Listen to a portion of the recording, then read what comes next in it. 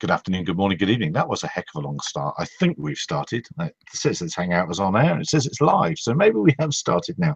A very good afternoon, good morning, and evening to Louis there in Portugal, Mr. Simpson in the middle, and first time with us is Alan, who is in Canada. In fact, you might even be our first ever Canadian. I'm not sure. I don't know. I'll stand to be corrected on that. We had Rob. Who did we have? We had Rob. Oh, yes, of course, Rob. Of course, Rob. You're absolutely right. Rob 5. Sorry, Rob. Sorry. So, where should we kick off? Let's kick off with the NTSB actually admitting that they are investigating the Phantom Fall crash in New York, which has caused a bit of a stir because people are saying it could never have happened. It's fake news. I see that coming all over. But Bruce, you can run by your opinion of that again quickly for those that haven't seen it. Yeah, it was an inevitable occurrence, a drone hitting a helicopter. I guess we can be thankful it was a military helicopter, so therefore is probably hardened to this sort of thing. It's supposed to take small arms fire and so forth. But you know, as I say, the bottom line is that nobody died, nobody got injured, no babies were bruised. It was a bit of a non-event, and I think the media has downplayed it a lot because it didn't fit with their prediction that, you know, these things would fall from the sky and there'd be mass destruction. So I think rather than be embarrassed by the fact that their earlier predictions were just fake, they've just decided to play this down and probably hoping another more violent collision will come along later. So, the NTSB, do they investigate military incidents? Because it was a military craft. I thought they were strictly on the civilian side of things, but maybe because this was a civilian drone, maybe that's why they're investigating. Have you heard any more, Gary? Oh, well, I know that quite a few agencies are actually involved because the particular Black Hawk that Phantom 4 Pro hit was on some protection duties, and it was in formation with some other aircraft, and they probably couldn't have selected a worse one to hit because there was a TFR going down, and there were all sorts of people wearing shades and, you know, funny colored jackets and things. Although I think I've told my story before of meeting Secret Service people. I knew they were Secret Service because they had Secret Service written on their hat. But anyway, which blew my mind. So yeah, there was all sorts of special people there, and yeah, I think this one's going to be perhaps prosecuted to the full force of the law. Although some people are suggesting that if the helicopter was below 400 feet, then what was the guy doing wrong? But anyway, let's not. Well, they did actually interview the guy, didn't they? I think I saw a report where they said they'd spoken to the drone operator. So I wonder how they found him. Was it because was it registered? Did it have a registration number on it? Come on, you guys know how the DJI works. You have to register. You have to give the phone number, the email address. So what is funny is, from the serial number of a motor or a piece of plastic, how did they get to the rest of the drone? Okay, because apparently that was the only thing that was found. At least publicly, that was the only thing that was found. So yeah, that's a good point. If it was the flight controller, okay, that's easy to find. But from a motor, come on. No. Did they just go to DJI and say, who was flying in this area at this time? Yeah. DJI have said that they released the log. So yeah, that's how they. G'day, Simon. I'm guessing that's Simon there. Simon Morris. Yeah. G'day, Gary. Yep. Sorry. How you going? And whereabouts, Simon? I'm on the east coast of New Zealand at the moment. I'm back home from the US for a while. Okay, so you're not. I can see you out my window. You must be standing on the table, Bruce. And would you guys, if you were to look across the fields, would you see the hobbits as you were glancing across? Would they pass? Yeah, I can see some holes, but I can't see any actual hobbits. That's the place where Bruce got his new test radio. That new small Futaba. Small. Have you seen that review of Bruce? Yeah, we have. It's law. We have to have it piped in. I have to actually have his Bruce's channels on a loop here. I don't know. He's told me that's how it has to be. So I don't see anything else. I don't even know there's another world. It's amazing. I Anyway, think I saw written on the radio Bilbo Baggins. Shame. All right, let's. We are moving well off topic very quickly, which is very unusual for us. Not. So yeah, that whole NTSB thing, that is all going to come home to roost very quickly, I think. And it was interesting that the manufacturer did help them, and I think a few people have realised that their log files are out there, as it were. So we'll see. We'll watch that with interest. The reason we brought Alan is Alan. As a vlogger as well as a professional broadcaster, hence he has all the professional gear, and he's going to well, just put us all to shame, really. But you've been following the regulations in you're in Canada, and you fly there, and you've been following the regulations very closely. And we discussed one of your vlogs last week, in fact, where you went to a meeting, the phone-in gig, and Transport Canada, I think it was, had quite a few, crazy sort of things to say. And I believe there's a comment period if people are in Canada that they need to get in their thoughts about what's happening. There are a couple of takeaways from that you can give us. What did you? I was most upset about the age limit or the age restrictions. I don't want that to happen around the world. I've talked enough. Let's kick it over to you. What's your thoughts? I think from the comments, the unfortunate thing is, from my perception, going to those meetings, you would assume they'd ask you, these are the rules, can you find ways to make it better? Because from what it seems like, a lot of those people don't actually fly drones. They're just making regulations. But it seems like as you're there, it's more about, well, too bad, this is what we're doing, so take it or leave it. And it seems like a lot of your opinions don't really matter. So that's the unfortunate thing. And at the same time, for a lot of people, when they go to these meetings, they might not know that your feedback actually doesn't count. So you have to actually formally submit it in the email for them to actually consider it. Because from what the guy said in the actual meetings, if you submit it in the email, then they have to legally reply to you. So everyone has to do it that way. And they also made like public forums. Yeah. Sorry, Alan, I see that you mentioned one of your more recent vlogs that someone was actually asked to submit in writing on a bit of paper, the old-fashioned way. Yeah. Have you found out, do they want it like that, or email is going to be okay? Email should be okay from what I've read and from what they said in the sessions. I'm just assuming whoever read that email like an employee got lazy. Okay, that's what I hope it is, because everything it says in the thing here, it says submit it through the emails. That is perfectly good, because that's ridiculous. If you want everyone to submit like a formal hard copy, despite having all of this easier way of communicating, in my opinion. Yeah, it really depends on the governments, because today finished the period of clarification and comments to the new drone law in Portugal. And our government accepts the email suggestions. So it really depends a little on the government of the country. And what do you think? Yeah. Oh, go ahead.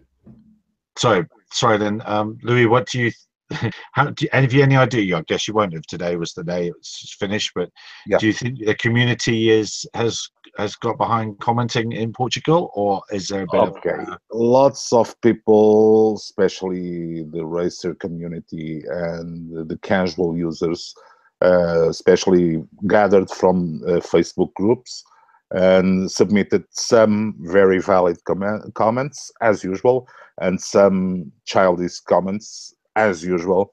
But in general, I believe the community as a whole has responded to with good comments overall to the proposals of the new law.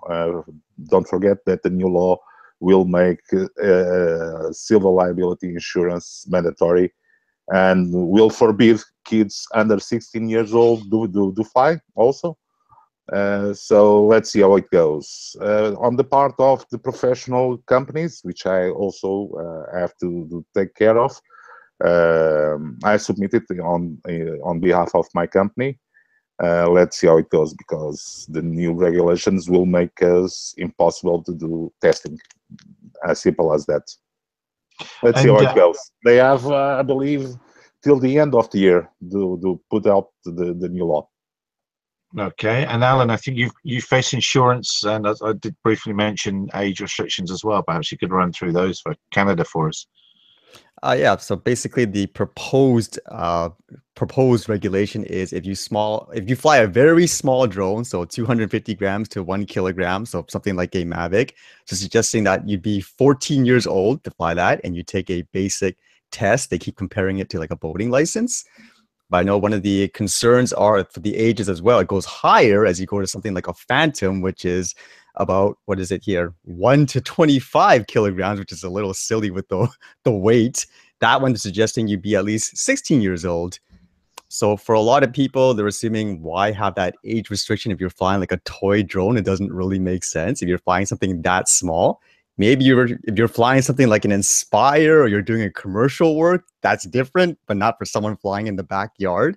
Because even in one of the sessions, for example, I don't know if you've seen that one because I had 2 videos. Someone asked a question saying, so technically it's illegal for me to fly in the backyard, like it's a crime. And all the Transport Canada employee reply was, that is theoretically correct. I was like, that doesn't make sense then. Why is it this way? Hello? So yeah, so that's a little ridiculous right now with the age that a lot of people are debating about. Yeah, no, I don't like it at all. And just to make sure Simon gets a word in edgeways, just for interest, we'll come to talk about your helicopters later, but how heavy are your large electric helicopters? I think fully laden, it's about 14 kilograms. So, and yeah, and how long does that, so that's a 14, so that is, why I'm bringing that in is that's in the next Transport Canada weight bracket, up to 25 kilos, and that is a completely professional system that flies for quite a long time. But anyway, we'll come back to that in a minute. But it's, yeah, sure. It's deliberate though. I mean, we know that there's a 25 kilo ceiling here in New Zealand, same as the 55 pound law in the US, and so we build everything to that limit specifically. But yes, it does seem ridiculous. Like I was just thinking about Mavics and age limits. I'm teaching my 18-month-old son to fly my Mavic at the moment, so I want him to be proficient by the time he's 3. Yeah, absolutely. Yeah. It'll be a while before he can take a written test, though. I'm gonna take a guess and think that you probably started in the aero modelling world. You probably didn't arrive in this world straight from. No, I didn't. No, actually. I'm wrong, right? No, I'm not. I'm not an aero modeler at all. Yeah. Oh, yeah. well, I'm wrong then. But well, that's that line. Yeah, sorry. I've come the other way. Just imagine. I come from manned aviation. Oh, okay. Yeah, but then you had an interest in flying. So when you were, well, back when you were a lighty, then you desperately wanted to fly something. You come from manned aviation. Don't say you didn't even want to model an airplane when you were growing up. Oh, I know that was true. Yeah, I definitely did. Yeah, because that's what this whole sort of thing is going to stop. And I ranted on this last week. I'm going to hopefully Bruce jumps in to stop me ranting in a minute. But it will just if they go for these thoughtless, in my opinion, completely thoughtless age restrictions, there's pointless. It will stifle innovation. There is a 10-year-old out there now that is going to invent the next big thing, and he'll be stopped if it's just wrong. It's wrong. He or she, I should say, he or she. Come on, Bruce, take over the ranting button. Oh, we've got to get a ranting button. Come in with an opinion, Bruce. Yeah, no, you're right. It's like you're killing a hobby. It's like they've got no ability to discern between commercial and risky operations and kids and toys. I mean, this thing that I showed you before, this is like, it's a pound. It's 450 grams roughly. You can fly it by pushing a button to take off, push a button to land. It is so simple to fly that. An 8-year-old can fly this and fly it safely, but it's so light and it's limited in range. They're not going to take off from the local park and then go and buzz an international airport. So there needs to be some obvious common sense brought to bear. And actually, looking back at the video Alan put up of that telephone conference or telephone thing that the Transport Canada did, the people involved, I can't believe the levels of incompetence. They didn't know how to run the conference thing, and people were trying to put their virtual hands up and no one was appearing. And they even got their own phone number wrong. What about attention to detail? I think anyone that's been in the aviation industry knows that attention to detail makes a difference between safety and taking, costing lives. If these people are telling us what we can and can't do, but they can't even get their own phone number right, What hope is there? How's that for a rant? Okay, but guys, we are always speaking on the regulations and all that. But in Portugal, if you are a member of a standard aero model club, you still can fly on the aero model club field. So the problem is that with drones, we became a lot of wild and flying everywhere. Because if you go to a model flying field, you can use the whatever device you have, as long as you respect the rules of that model flying field. What happens is they want to shove everyone which is not professional to the model flying community and fly within that field, and get the professionals flying wherever they want. Yeah, there are several problems with that situation, though, Louis, because I see Transport Canada wants to do the same. If you join the MAAC, you can fly at their fields, and these rules don't apply to you. But this is, I remember when I was a kid, some of the best fun times I had were flying my little free flight model in the local schoolyard, or going out with friends and flying control line in the local park. We didn't go to these, because the flying fields were so far out of town, we young kids, we couldn't point in cycling 10 miles to the local flying field. That was just impractical. So we flew our models in the parks and in the school grounds, and we never killed anybody. And the other thing is that the whole thing has changed now. If Transport Canada wants people with their Mavics and their Sparks and their Phantoms to fly over a grassy field in the middle of nowhere, they're not going to get high levels of compliance. Two reasons. First of all, people don't buy a camera drone to film an empty field. They buy it to film stuff that's interesting, landmarks, scenery, and that sort of thing. And secondly, a lot of these model clubs, they don't want Mavic and Phantom flies at their flying fields. They see them as a nuisance and just filling up the airspace. They don't want them there. Now, some of these clubs, they have a no multi-rotors policy, so you can only fly fixed wing. So forcing these drone operators to go to model clubs, it's just never going to work. Yeah, I know, but it's. I believe that not only in Portugal, UK, Canada, New Zealand, they're all reading from the same playbook, and we are getting the same kind of same rules adapted to everyone. For instance, the 14-year-old limitation versus the 16-year-old limitation in Portugal. That's all on the same playbook, and it's a problem that they want to get the recreational users out of the game, or fenced in at the model field. Yeah, I think the other problem we've got is that individually, some of these countries have got some good ideas. Here in New Zealand, we've got a thing called a shielded operation. Now, Alan was talking about it would be technically illegal to fly a drone in your own backyard. But here in New Zealand, you can perform what's called a shielded operation. So as long as you stay below the height of the tallest tree and there's some kind of barrier between you and an airfield, you can actually fly almost up to the boundary of an airfield with your own with your quad. And that's an interesting and a valuable piece of regulation that other countries should look at adopting. And it solves some of the anomalies that otherwise represent. But sometimes each country seems to think, no, we've got the best set of regulations, so we're going to be different just to show how much better and how much different we are. So you end up with these disparate regulations, which are, most of them are really, really poor. Someone needs to sit down and go, oh, that's a good idea from New Zealand. That's a great idea from Canada. That's a good idea from the USA, and build a set of international regulations, which is the best of them all. For example, even though we have the wonderful shielded operation thing here in New Zealand, we still have to, we have an exclusion zone, which is 4 kilometres around all listed airports, including helipads. Yet in Canada, which is proposing some of the most draconian regulations in the world, they only have a 1.8 kilometre exclusion around a helipad, because they acknowledge that helicopters don't need a long, shallow approach path. So, like, New Zealand's done some things right, some things really badly. Canada's done some things right, some things really badly. And we need to have someone sit down, independent party, sit down and go, right, let's take the best of it all, and hopefully we get something which suits everybody. But you know it's not going to happen, eh? But in that's just going to be that's just someone's opinion then, because one man's best regulations is another man's worst regulations, surely. Who's going to sit down and do that? Well, that shows the point, doesn't it? If aviation regulators themselves cannot agree on what is safe and what is not, it shows how little understanding they have of the problem. If they all understood the problems properly, they'd have consensus, not total disarray. Yeah, the regulations now are a bit like monkey see, monkey do. So if a monkey sees something, and the other monkey will do it. And that's how regulators are operating these days. So let's be more strict than the other guy. In Portugal, 16 years old to fly. Okay, let's go in Canada, 14 years old. And one of these days, South Africa, 14 years old, 12 years old. Come on. Yeah. That's what is going to happen. Yeah, I know. And I noticed, Alan, one of the things I enjoy with your videos is you do make the distinction between safety, or, you know, things need to be done for safety's sake, not for just doing them's sake. Yeah, I wonder if you could speak to that.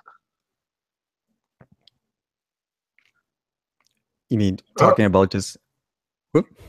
Well, yeah, I mean, some of the examples of the things you said. Sorry, I was just throwing it at you, really, wasn't it?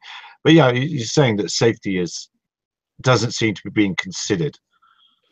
Oh, yeah. Like for a lot of the regulations, like if they say the reasons why they bring this up is for safety reasons, that's understandable. But if you think about it, like here for the drone laws, like there was a fiasco about this in Transport Canada. People are saying, hey, I just want to take a video of my drone, share it with, you know, people so they can see what it looks like. And Transport Canada's response was, that counts as research because you're showing people what your country looks like. We're like, what? You consider that commercial work? What's the difference? Like, I'm doing this for fun. It's like everything is commercial. So I would say there, if I'm flying it perfectly legal, like let's say I go on a hike, I take a picture of it or a video, I show it to you guys. What's wrong with that? If I take it with my regular camera, it's okay. But why is that all of a sudden commercialized where I need some kind of license to do that? So that's why a lot of people are saying, what does this have to do with safety? Is it just protecting commercial interests, for example, where someone's saying, I feel threatened by these recreational flyers, so, you know, keep them down. Because even in Transport Canada, yeah. Do you think there's an element of that over there? You think there's an element of that? I think it's a little bit for the sake of, because obviously the people that get to put their opinions louder probably are the companies, like they get to voice them directly to the government. Because one of the examples, because with the fields, like joining the clubs, they actually said in the Transport Canada meeting, one of the things that generated the controversy is the insurance. They actually want everyone that has the drones to have 100,000 liability insurance. And the comment from recreational flyers like us is, where do you buy this for like under $20 a year like you claim? And their reference was, oh, just join those clubs.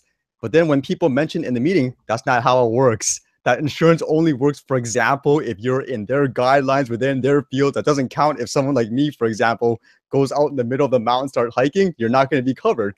And they were flustered. The actual regulators were like, I don't know, is that how it works? So they were confused. So that just shows you it's the people with the, I guess, the higher amount of money or the reach, they're the ones that are getting their voices heard louder. So in that case, it's not really meant for everybody at this moment, which is my hope, like why people are voicing their opinions like that. So that's definitely one of the talking points then if you are in Canada and needing to speak to Transport Canada is tell us about the insurance. How does that work then, Governor? Well, right now, because the only way to get an insurance from a lot of companies is they really only insure you if you're doing some kind of commercial work. And most of the insurance rates, even for what I've seen, they're like $400 to $600 a year. That's a far cry from what they say is like $15 to $20 a year. And the only other way to get it cheaper is what they suggest, because the other organization that's really close to them, to my knowledge, is the MAC. And they basically say, join them and you get the insurance. But like I said, it only qualifies if you're under their specific rules at the moment, like flying in their fields. So they basically don't even have any kind of plan to ensure that people can get this insurance for, you know, $15 a year or whatever. If you're just throwing it out there saying, this sounds good, put it out there.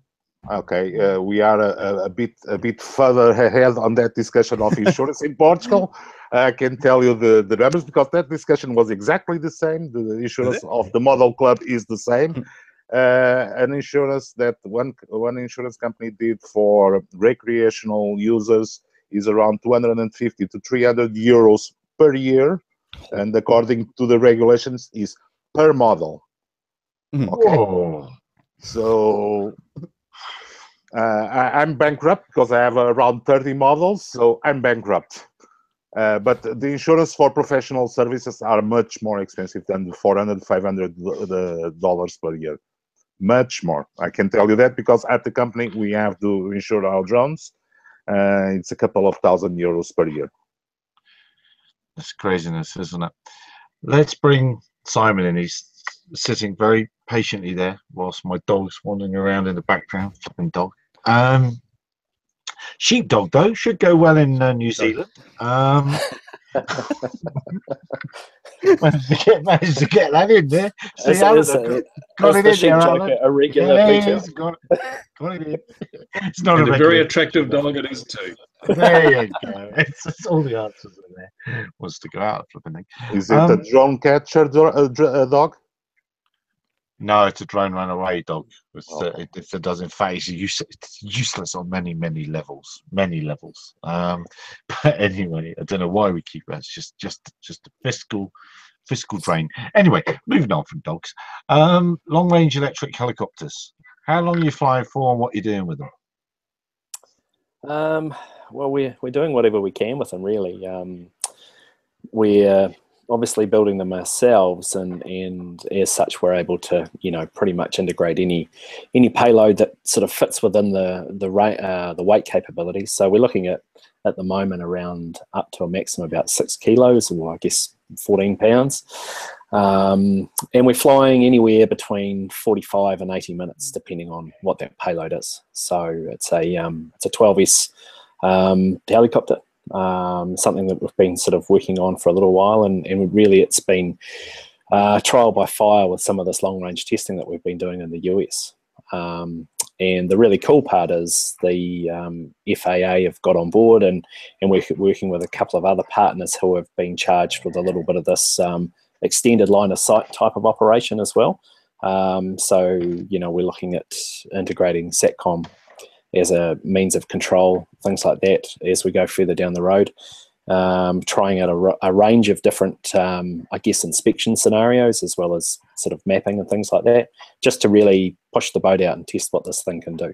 So when you say extended line of sight, I think over there they're allowing you to drive alongside, and they're also allowing you to have someone further down the way and hand over control. Yeah, we're leapfrogging it like that. So we're doing sort of multiple teams or spaced observers and things like that. So someone always has it within line of sight, and there is always, we're running dual sets of ground control stations and things like that. So someone always has it under control, and then we can perform a live handoff as it progresses further down the line.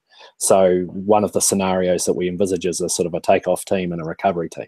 So we can really maximize the effectiveness of the range of the helicopter, because when it's in forward flight, it's very efficient, and it's it's not drawing a lot of power, and we're really getting a lot out of it. Plus, with LiDAR, we're able to scan at sort of 30 miles per hour quite comfortably as well. So, yeah. So I was exactly going to ask what sort of speed were you flying at. So that is quite impressive. Tell me again the flight time, because would that be at 30 miles? How far is, what I'm trying to say is, how far do you go in a single line inspection?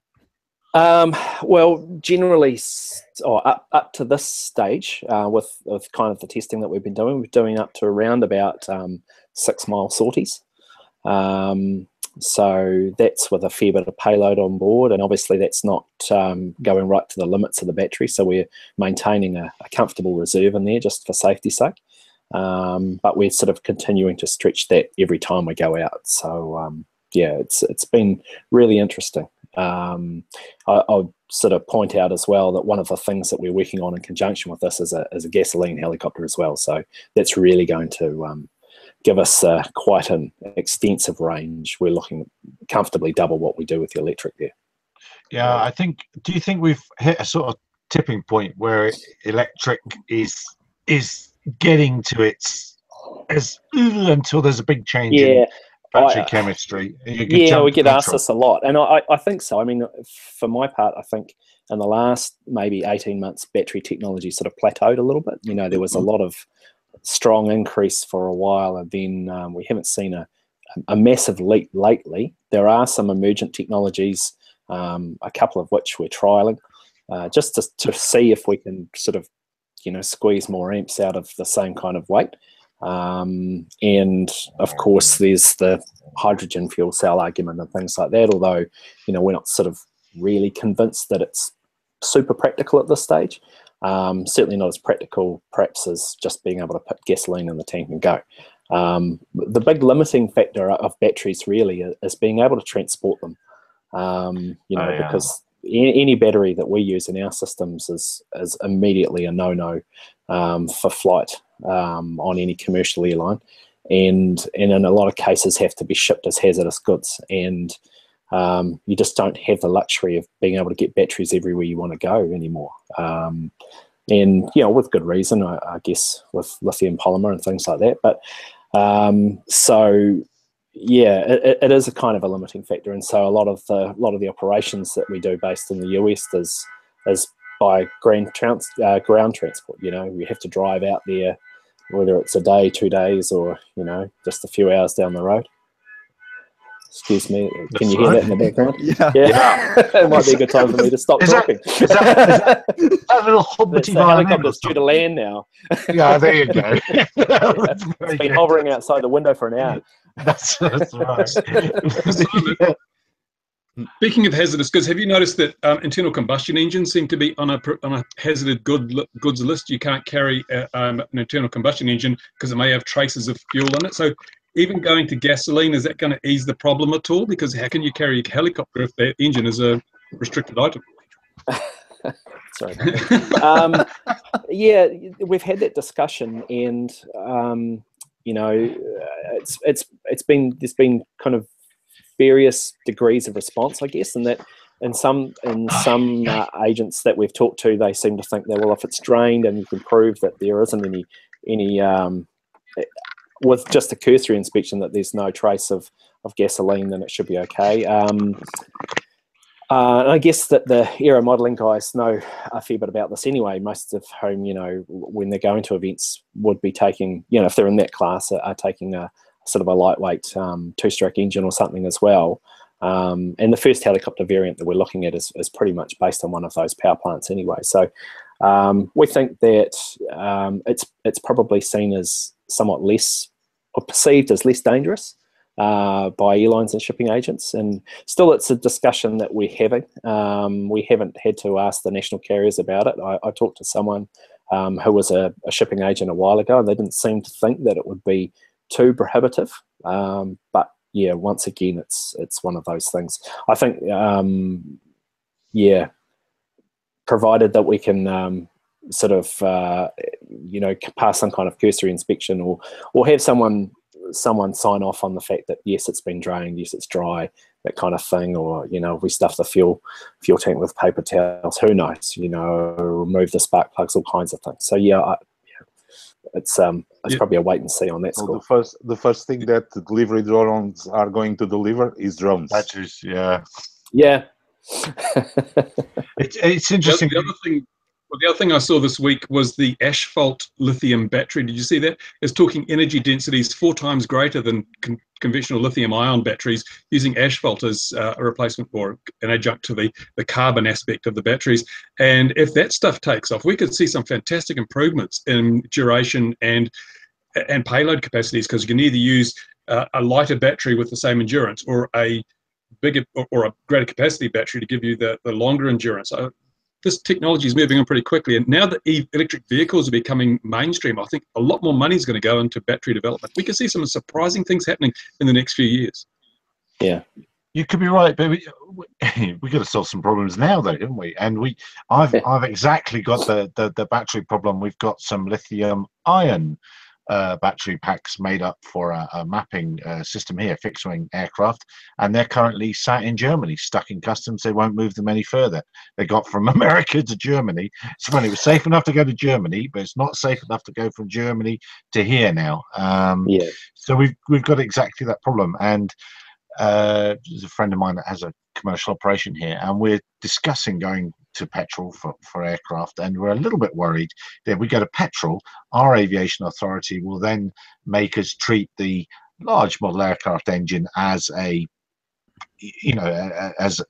proper aviation or manned aviation style engine, and then we'll be into deep trouble. If there's not deep trouble, but then there'll be all sorts of inspections and nonsense. And I'll just sort of frame that nicely for you. In South Africa, if you have a commercial operation, your drone this isn't commercial, so it can just sit on my sofa. But if this was commercial, it would have to be in a room. It would have to be locked in a room now by itself. On the door, there would be a sign that says authorized personnel only.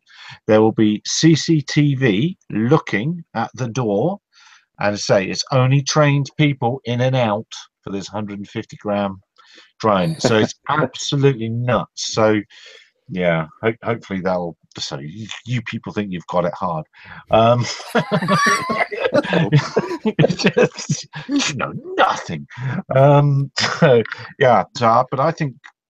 Well, you sound a bit more enthusiastic about batteries than me, then, Bruce. You think we're a couple of years away from big breakthroughs, then?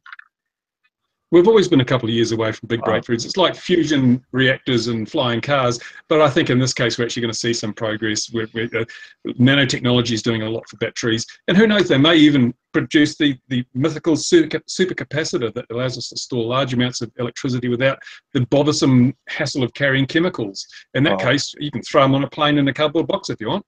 Okay, but Bruce, take notice of the following. The largest consumer and soon the largest producer of batteries is Tesla. They're betting their game on the lithium ion. Do you think that any technology that would come up, they would be betting so? I wrote a column on this the other day. That's all that Tesla can do. It's the only viable battery technology at the moment. But I said they're taking an awfully big gamble because they're investing such a huge amount of money in this battery technology. And if next year a battery technology that's 4 times better comes out, they will be right on the back foot because the likes of GM and Toyota and Honda can come in and start from scratch with this new technology, not having to write off the legacy cost of doing all that previous, construction work on a huge factory that's no longer directly applicable. So I think that's why some of the other vehicle manufacturers are just sitting in the wings and waiting and watching Tesla, because they're just waiting to see what's going to happen with the battery technology instead of rushing in now and perhaps also investing a huge amount of money in technology that's outdated almost overnight. So yeah, Tesla don't have an option. Yeah, but the thing is, I'm sure they know all the other technologies that are being researched around the world, and they went with this one. So they might know a bit more than we do. I believe the solution is going either hybrid systems or pure petrol systems. Hybrid systems have advantages, have disadvantages, but they can operate reliably for heavy payloads. I don't know if it's your opinion. Yeah, hybrid is a good way to go because you've got the safety aspect of electric power and you've got the endurance of a liquid fuel. Going solely liquid fuel introduces reliability issues. If your engine stops, you're down, and an engine is far more likely to stop than a battery and a speed control and a motor is likely to fail. So it's a higher reliability system when you go electric. Combine the two, you get the best of both worlds. But there's other downsides. Internal combustion engines tend to vibrate a lot, so you've got to deal with those issues if you've got sensitive payload that's sensitive to vibration. And you've got other things. You've got, if it's a spark ignition, you've got electromagnetic radiation. There are many, many small, fine details that can really compromise the choices that are actually available to you. Yep. Simon, for our part, we want to push past and get to a diesel power plant for our small gas helicopter as well. So who's going to say low volatility fuel.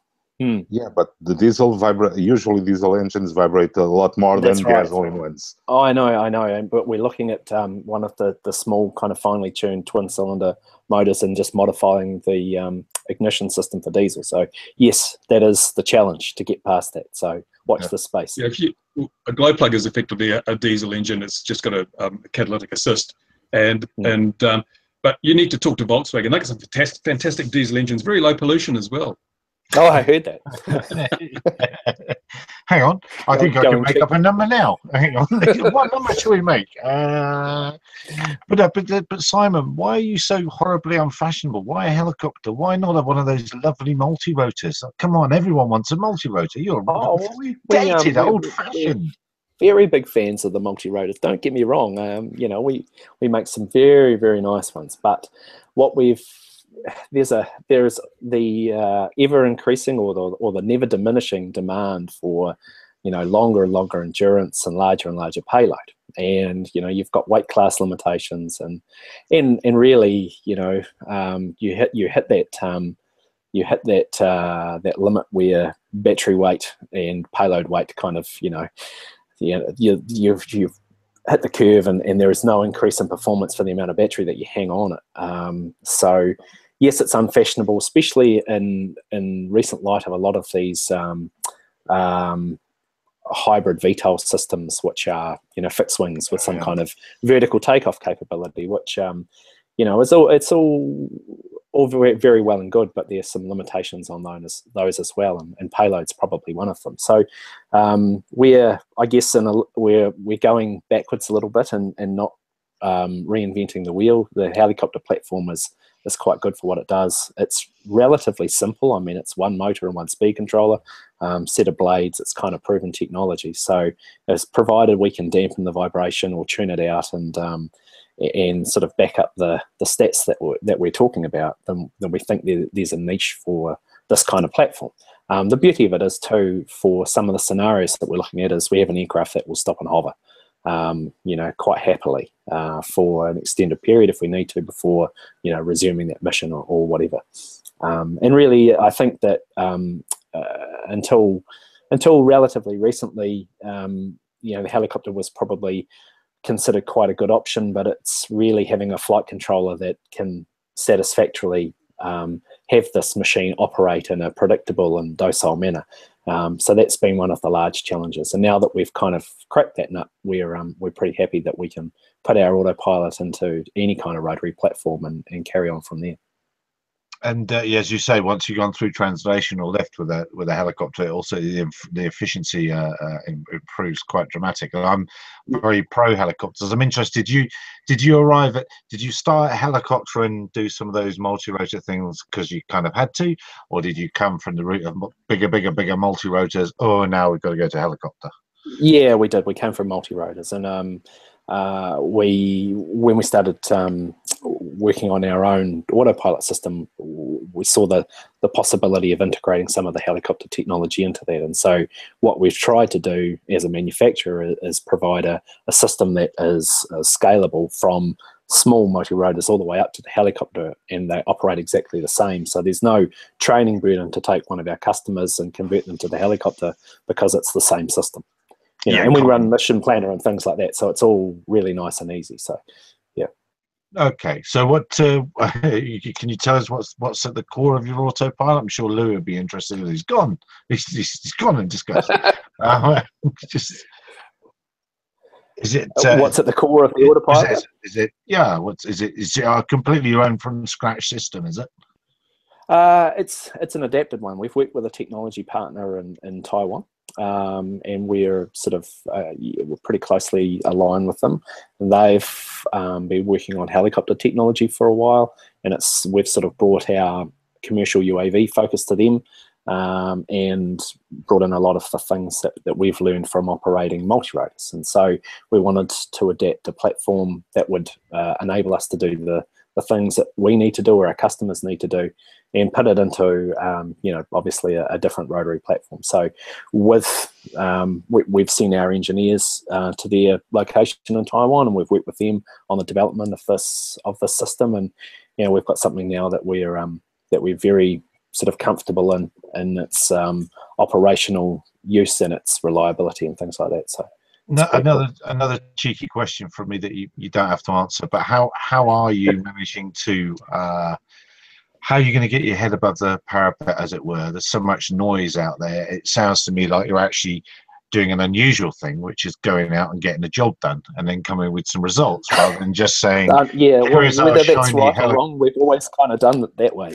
Where there's a lot of, as you well know, the small US industry is one of those where there is a lot of noise, and we sort of wanted to be ready to make our noise once we'd back it up with something empirical. So we're out trying to do it. We'll point to real world statistics and things like that. Oh, Luis has got his helicopter. Yeah. I haven't got one yet. I am a helicopter driver, but I haven't got a. Oh, you are?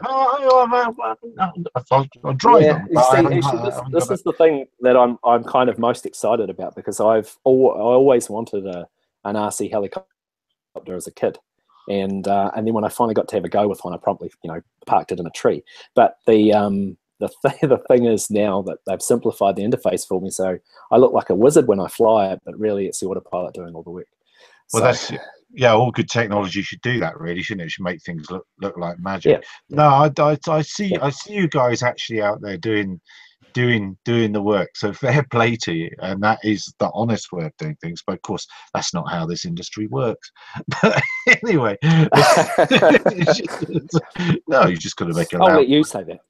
Yeah, I don't mind saying it at all. You've got to make the loudest noise possible without actually, and the best renderings. That he or she who has the best rendering wins. That's how you win in this game. But anyway, I've been ranting off for too long. Bruce, anyone else? Come on, pull me out. Actually, I've got a question, Simon. You said you'd done this testing in the USA. Why did you do it there rather than in New Zealand? What's the regulatory system you're working with at the moment? Shouldn't say fighting, but how do you feel about the regulatory system at the moment? Obviously, you can have the fantastic product, you get this developed, it's all ready to go.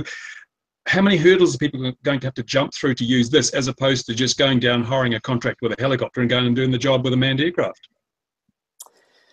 That's about 4 questions, isn't it, Bruce? So to start with, we have done quite a bit of development here in New Zealand with the helicopters, and that's continuing. And certainly the development of the gas one is happening entirely here. But there was a commercial imperative behind the need to do this current work in the US, and it's being supported by some partners that we have over there.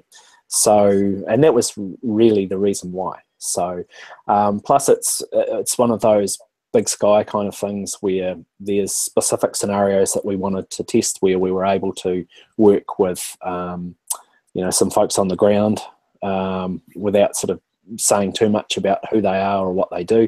They are the ones that are wanting to see this technology in their environment and employment of a scenario that they'd help prescribe. So regulatory wise, we're on the right side of the coin over there, in that we've this exercise is being supported by the regulatory environment in the US as well. So we've got the FAA on board and things like that. Here in New Zealand, we're well, as you know, I mean, we've got a collaborative environment, I'd like to call it, over here somewhat, in that we've been lucky enough to kind of ask for some things with our Part 102 certification and have them approved to support our testing and things as well. And we know that it's one of those environments where we can potentially get CAA on the phone and sort of say, look, this is what we want to do. How do you think we might go about that? Do you think this is going to fly? Or do we need to go to some kind of test range or what have you? I know that there's that kind of thing here. I'm also quietly hoping that we might be able to push for a beyond line of sight test range in the North Island as well in the future. Certainly some customers in the forestry industry in the North Island. Have you seen Robin's operation up at on Kaitaia? They've got that big area of restricted airspace they've got control over. I did hear. Yes, I did hear about that. Yeah. Okay. All right. She was on the webcast a few months ago. Right. No, I didn't see that, but well, that's great. I mean, we are lucky that we do have access to that kind of facility here, I guess, and it's not too far away. Nothing's too far away.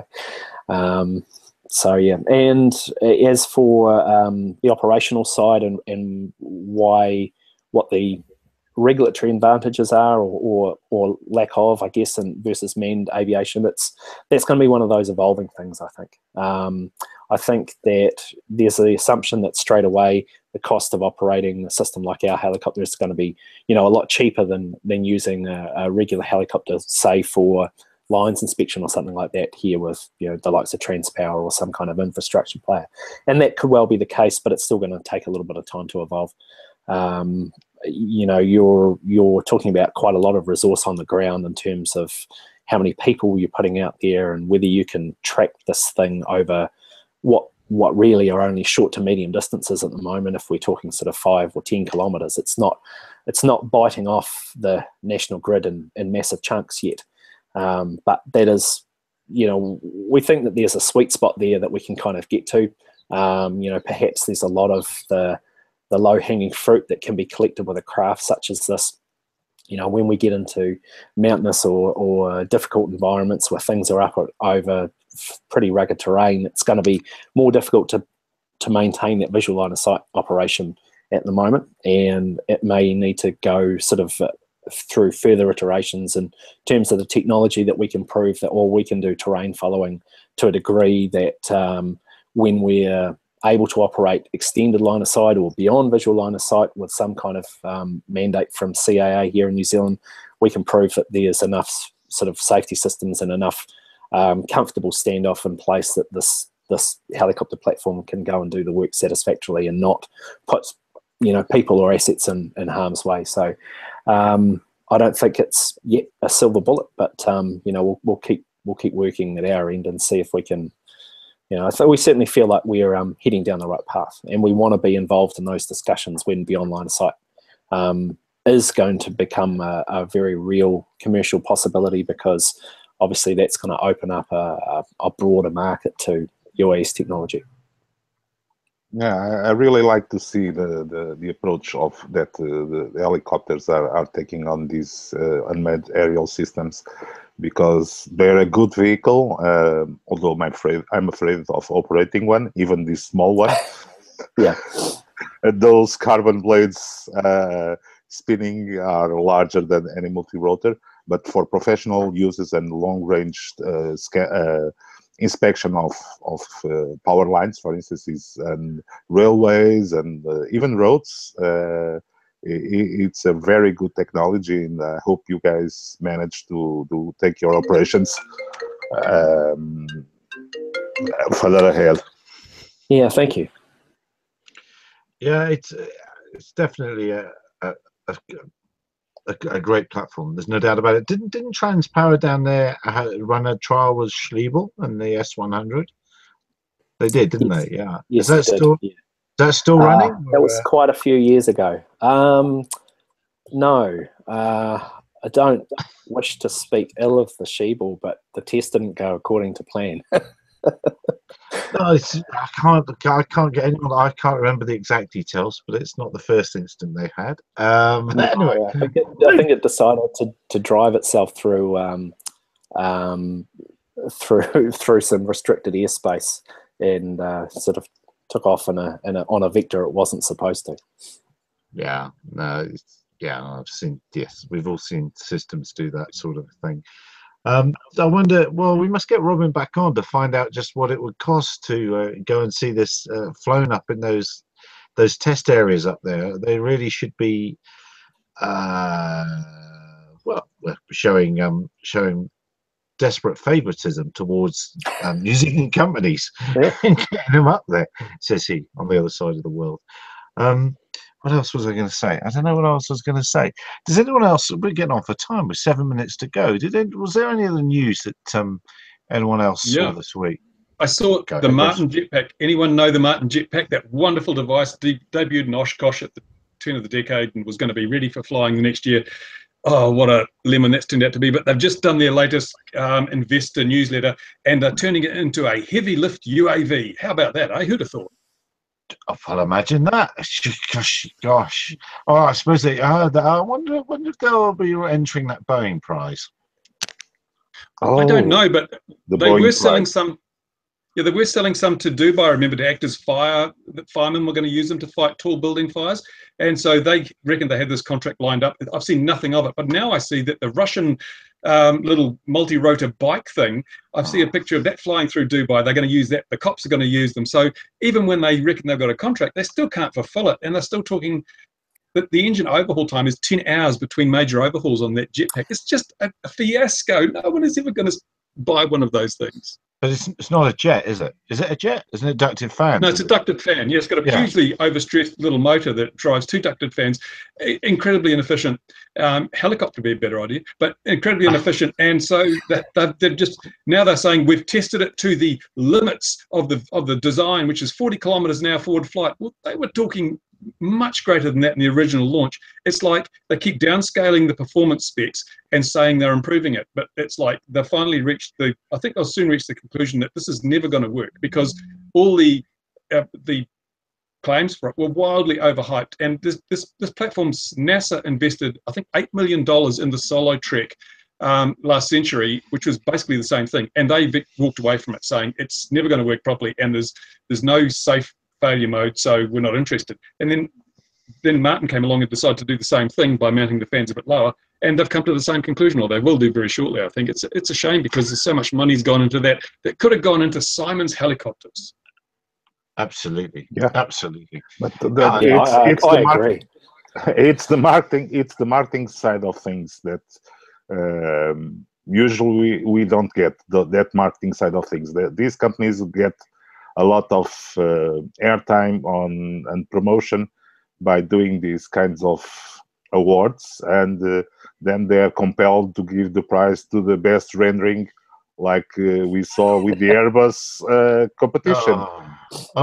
Somebody said well, yes, actually I didn't mention that Boeing bought Aurora Flight Sciences. I got quite a lot of time for Aurora Flight Sciences, because they have done some really cool stuff, and every 2 years at Farnborough they've got a bus and they have great snacks, so they're definitely a winner in my book.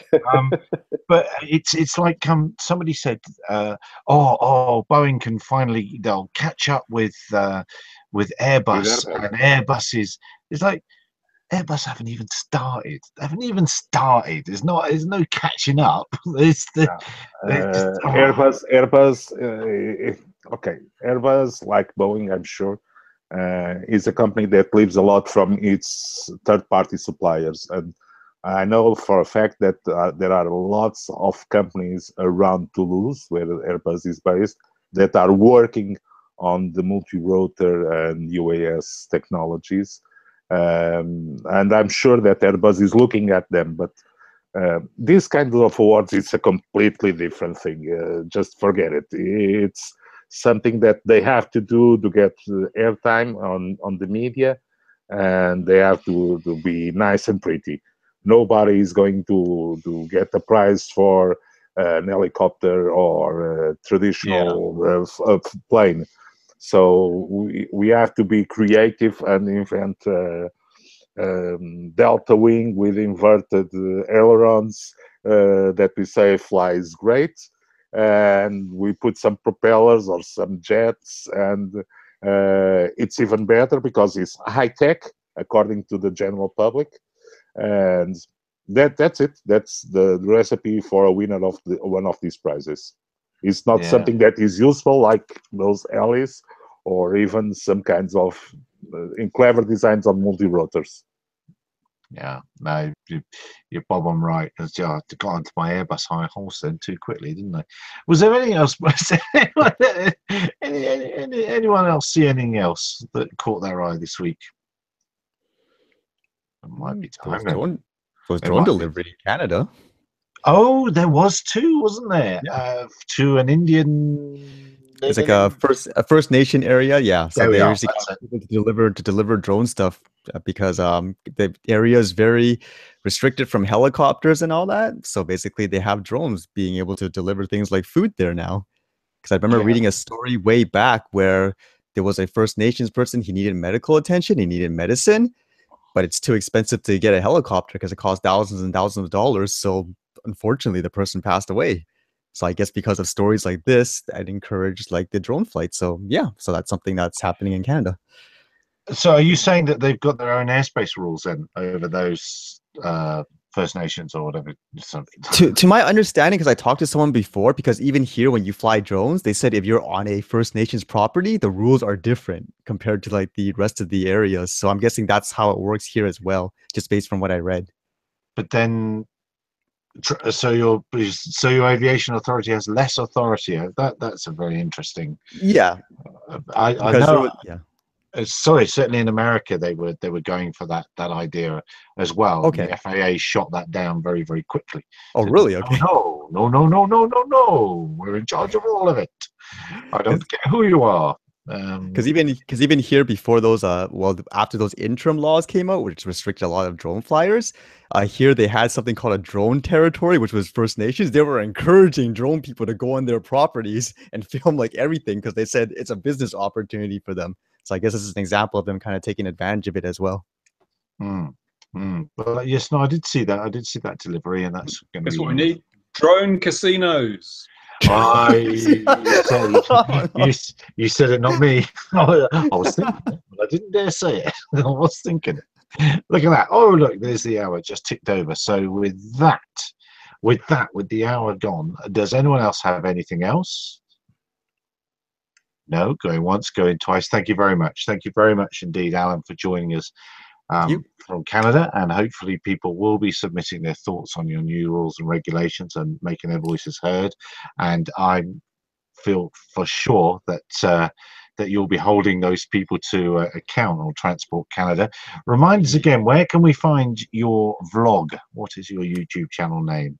My YouTube channel is Alan JHU. You just type it in and it comes up. Tried Alan U before, but it was taken, so I just put my middle initials and stuff on there. Okay, cool. All right. Well, do subscribe to that, dear viewer. I have, and I enjoy it. But I don't care about Bruce's channels. He's got a couple of channels, whatever. It's XJet and RC Model Reviews, of course. And have you got any channels or anything? Where can we find you? I've never asked you. No, just playing around with what it matters. What? It's the Navio 2. Okay. And these guys are partners from Ardu Pilots, and they've recently released a new board, which is quite interesting for the open source market, because it already integrates HD video on the board. So it's quite a breakthrough also for the Ardu Pilot community. Let's see how it goes. So you say integrates video, so that's obviously looks like a Raspberry Pi underneath that, probably a Raspberry Pi 3, so that would give you Wi-Fi. No, it's not this one. It's a newer one that they've released. This is the old model. Oh, okay. Oh, right. Oh, okay. But then you say it's put video on there, but you've still got to get that video back down to Mother Earth somehow. Yes. Oh, they do it via Wi-Fi, which is the normal thing. And to our friends in Canada, if you want to do copy paste from our objections to your aviation regulator, feel free. We just ended up our periods, so just copy paste. And by the way, and do a search and replace for 16 and put 14. Yeah, that's terrible, isn't it?